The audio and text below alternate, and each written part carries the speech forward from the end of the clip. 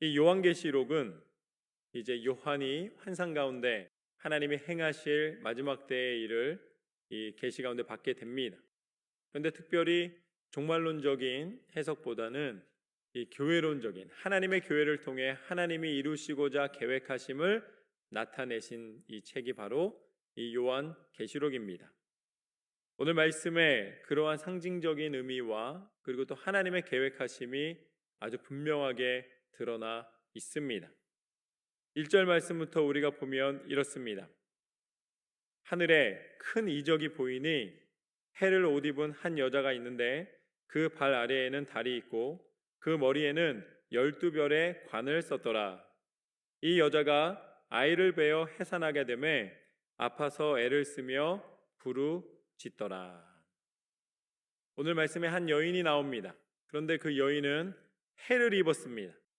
그리고 달을 발 아래에 두었습니다.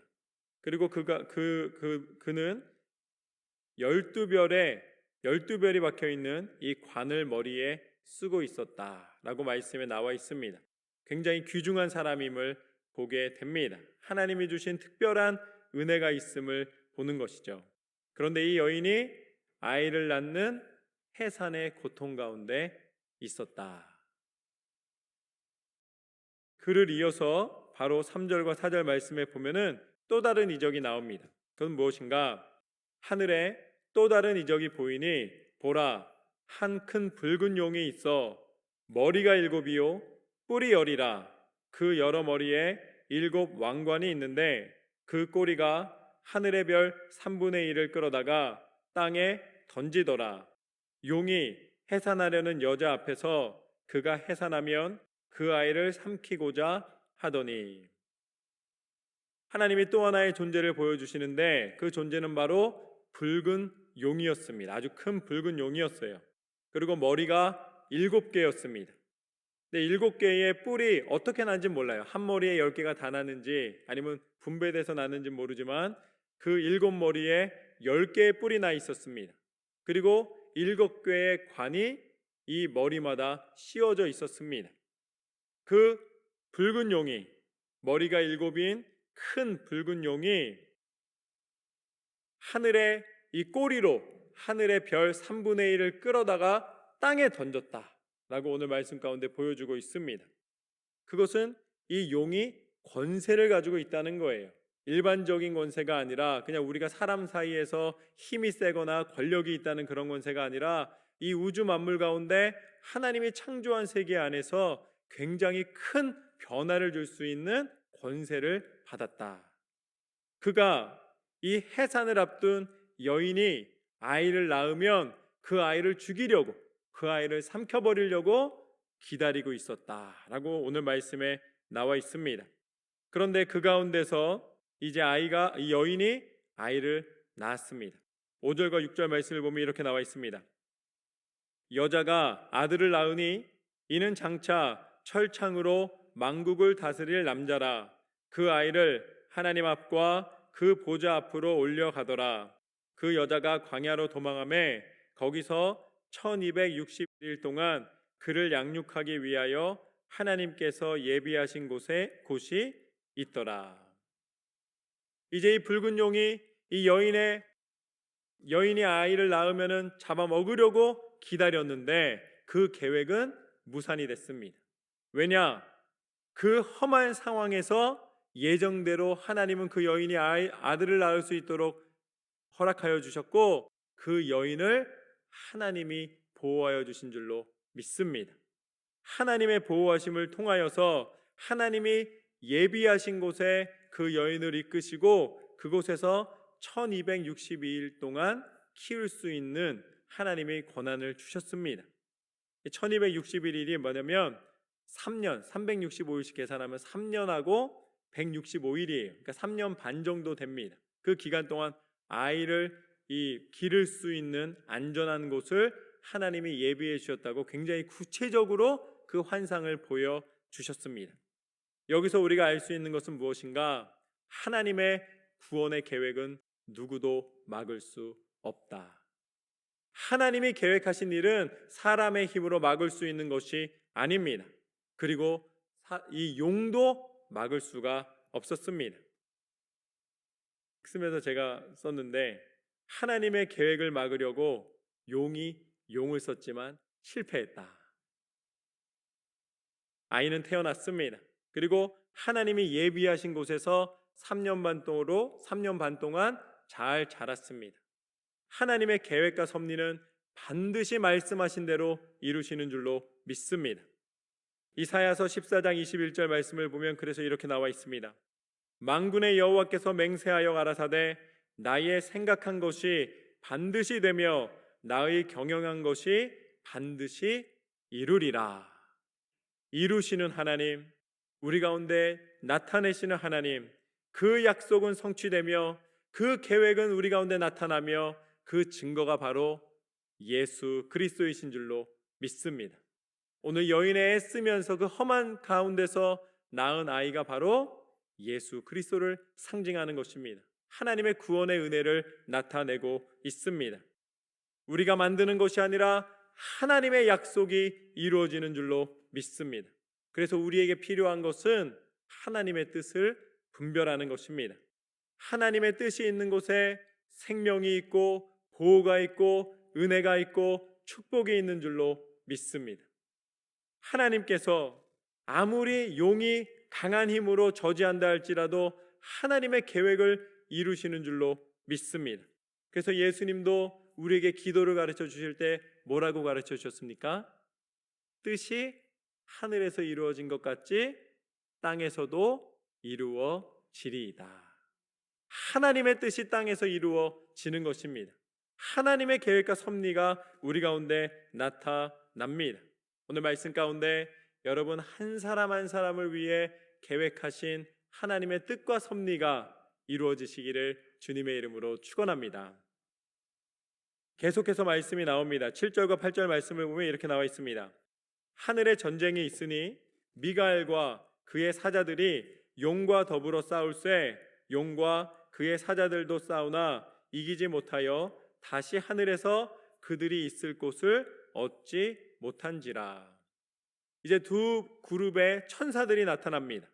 한쪽은 미가엘이 천사장으로 있는 하나님의 천사들, 하나님의 군사들이 나옵니다.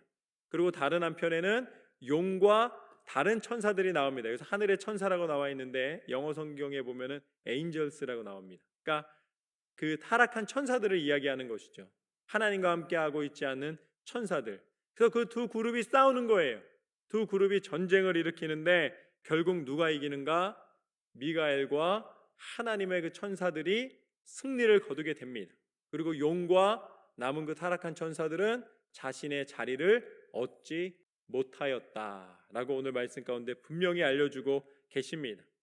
이 용이 누구인가? 이 용이 무엇인가? 9절 말씀에 보면 분명히 하나님은 알려주고 계십니다. 큰 용이 내쫓기니 옛뱀 곧 마귀라고도 하고 사단이라고도 하며 온 천하를 꾀하는 자라. 그가 땅으로 내쫓기니 그의 사자들도 그와 함께 내쫓기니라. 바로 하나님의 일을 방해하고 하나님을 넘어서려 하고 하나님의 군대와 대적하였던 이 존재가 바로 오늘 말씀 가운데 분명히 알려주고 계십니다. 옛뱀이라고도 하는 또 이 어둠의 존재인 사단인 것입니다. 여러분, 사단은 끊임없이 공격하려 하고 끊임없이 유혹합니다. 옛뱀이 누구예요? 옛뱀이 바로 하와를 꿰어서 우리가 죄 가운데 빠지게 만들었던 그 미혹하는 존재입니다. 숨겨진 존재입니다. 어둠의 존재입니다. 그가 사단입니다. 그러나 그 사단이 아무리 세상을 꾀려 하고 아무리 세상을 유혹하려 한다 할지라도 하나님의 군대가 나서서 하나님의 군대가 그 사단의 권세를 깨트리시는 줄로 믿습니다. 타락한 천사들을 내어 쫓으셨다. 그래서 10절부터 12절까지 말씀을 보면 이렇게 나와 있습니다. 내가 또 들으니 하늘에 큰 음성이 있어 이르되 이제 우리 하나님의 구원과 능력과 나라와 또 그의 그리스도의 권세가 나타났으니 우리 형제들을 참소하던 자 곧 우리 하나님 앞에서 밤낮 참소하던 자가 쫓겨났고 또 우리 형제들이 어린 양의 피와 자기들이 증언하는 말씀으로써 그를 이겼으니 그들은 죽기까지 자기들의 생명을 아끼지 아니하였도다. 그러므로 하늘과 그 가운데에 거하는 자들은 즐거워하라. 그러나 땅과 바다는 화 있을진저 이는 마귀가 자기의 때가 얼마 남지 않은 줄을 알므로 크게 분내어 너희에게 내려갔음이라 하더라. 아멘. 오늘 말씀 그대로 하나님께서는 우리 가운데 구원과 능력과 나라와 그리스도의 권세를 허락하여 주신 줄로 믿습니다. 이제는 참소하던 자, 괴롭히던 자, 우리를 넘어뜨리려고 유혹하던 자들은 다 쫓겨가게 되었습니다. 그리고 자기의 생명을 아끼지 않고 하나님 앞에 믿음으로 서는 자, 증언하는 말씀으로 이 모든 사단의 괴계를 깨트리고 하나님의 영광을 드러내는 자, 하나님께서는 그들에게 하나님의 영광을 드러내시는 줄로 믿습니다. 오늘 말씀에서 분명히 가르쳐 주셨습니다. 마귀가 자기의 때가 얼마 남지 않은 줄을 안다. 이것이 바로 오늘 말씀의 두 번째 교훈입니다. 마귀의 시간은 짧고 하나님의 나라는 영원하다. 여러분, 짧은 마귀의 시간 때문에 여러분의 영원한 생명의 삶을 놓치지 마십시오. 여러분, 뒤를 돌아보면 어렸을 때가 어제 같지 않습니까? 세월이 너무 빠릅니다. 여러분, 여러분의 그 빨리 지나가는 귀한 세월을 세상의 어둠의 것으로, 욕심의 것으로, 죄의 것에게 내어주지 마십시오. 그 시간을 하나님의 영광을 위하여 사용하시기를 주님의 이름으로 축원합니다. 여러분, 누구 욕하고 부정적인 생각을 갖고 무언가 욕심으로 채우기에는 우리의 시간이 너무 귀한 거예요. 여러분의 시간을 하나님이 주신 사랑과 그 은혜와 격려와 나눔과 용기로 채우시기를 주님의 이름으로 축원합니다. 하나님은 여러분의 시간을 사용하시기를 원하십니다. 여러분의 생명을 아끼지 않고 하나님 앞에 드리면 오히려 짧은 육체에 갇혀있는 시간이 아니라 하나님의 부르심을 받은 영원한 생명의 시간에 우리를 축복하여 주시고 인도하여 주시는 줄로 믿습니다. 기억하십시오. 마귀도 알고 있습니다. 마귀의 시간은 짧고 하나님의 나라는 영원하도다. 이 약속의 말씀 붙잡고 우리는 승리하게 될 줄로 믿습니다. 마지막으로 13절부터 보면 용이 자기가 땅으로 내쫓긴 것을 보고 남자를 낳은 여자를 박해하는지라 그 여자가 큰 독수리의 두 날개를 받아 광야 자기 곳으로 날아가 거기서 그 뱀의 낯을 피하여 한 떼와 두 떼와 반 떼를 양육받음에 여자의 뒤에서 뱀이 그 입으로 물을 강같이 토하여 여자를 물에 떠내려가게 하려 하되 땅이 여자를 도와 그 입을 벌려 용의 입에서 토한 강물을 삼키니 용이 여자에게 분노하여 돌아가서 그 여자의 남은 자손 곧 하나님의 계명을 지키며 예수의 증거를 가진 자와 더불어 싸우려고 바다 모래 위에 서 있더라. 아멘. 여러분, 오늘 말씀에 계속해서 하나님 보여주십니다. 사단의 계획은 모두 무너지게 된다.